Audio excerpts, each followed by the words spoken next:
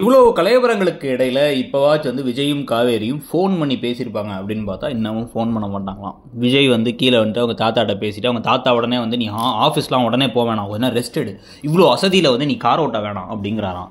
எவ்வளோ பிரச்சனை ஓடிக்கிட்டு இருக்கு. இவங்க என்னன்னா வந்து கார் ஓட்ட வேணாங்கிறாங்க, அவங்க என்னன்னா வந்து ஃபோனை கீழே வச்சுட்டு போகிறாங்க, நம்மளை பார்த்தா நம்மளை லூசுன்னு நினைக்கிறாங்க அப்படின்னு கதை போயிட்டுருக்க. இப்போ காவேரி ஆஃபீஸ்லேருந்து அந்த பிரச்சனைக்கெலாம் டக்குன்னு வந்து தீர்வுகளை கண்டுபிடிச்சி இதுக்கெல்லாம் யார் காரணங்களை கண்டுபிடிச்சி மிரட்டி வந்து வேலையெல்லாம் கரெக்டான முறையில் வந்து கொண்டு வந்துடுறாங்க, சரி பண்ணிடுறாங்க. ஸோ இதுக்கு நடுவில் இப்போ விஜய் என்ன பண்ணுறாரு, கொஞ்ச நேரம் தூங்குறாரு. தூங்கும் போது ஃபோனை சார்ஜ் போட்டிருக்காரு. சார்ஜ் போட்டு அப்புறமா எடுக்கிறாரு. அதுக்கு நடுவில் வந்து இவங்க கால் பண்ணால் ஃபோன் சுவிட்ச் ஆஃப்னு வருதுன்னு இவங்க ரொம்ப வருத்தப்படுறாங்க. உடனே இவங்க என்ன பண்ணுறாங்க, நேராக கிளம்பி ஹாஸ்பிட்டல் போகிறாங்க.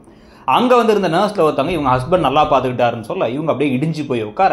உடனே வந்து அவங்க ஹஸ்பண்ட் இல்லையா, சாரி தப்பாக நினச்சிட்டு அவர் நல்லா பார்த்துக்கிட்டாரு அப்படின்னு சொன்ன உடனே வந்து இவங்களுக்கு மனக்குழப்பமாகி எங்கேயோ உட்காந்துருக்காங்க. அங்கேருந்து எங்கேயோ கிளம்பி போயிடுவாங்கன்னு தான் எனக்கு தோணுது.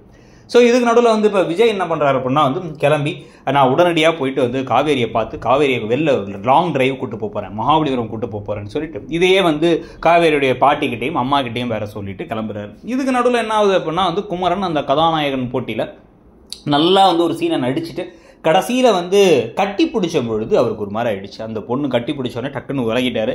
அப்புறம் ப்ளீஸ் இன்னொரு சான்ஸ் கொடுங்கன்னு கேட்டு இந்த தடவை நல்லபடியாக நடிச்சு நல்லபடியாக கட்டி பிடிக்க இந்த விஷயம்லாம் நாளைக்கு கங்காவுக்கு தெரிஞ்சால் கங்கா வந்து தலையிலே கொட்டுவாங்க. அதை வச்சு ஒரு கலைபுரங்கள் வேற காத்துக்கிட்டு இருக்கு. ஸோ ஒரு பக்கம் கங்கா குமரன் கடல ஒரு பிரச்சனை வருது. இப்போ லாங் டிரைவ் கூட்டு போகலான்னு நினச்சி வந்து ஜாலியாக கிளம்பி போகிற விஜய்க்கு ஆஃபீஸில் இவங்க இல்லைன்னு தெரிஞ்சு ஹாஸ்பிட்டலுக்கு போக அங்கேயும் இல்லாமல் ஏதோ ஓட போகுது. நீங்கள் அதை பற்றி என்ன நினைக்கிறீங்க சொல்லுங்கள்.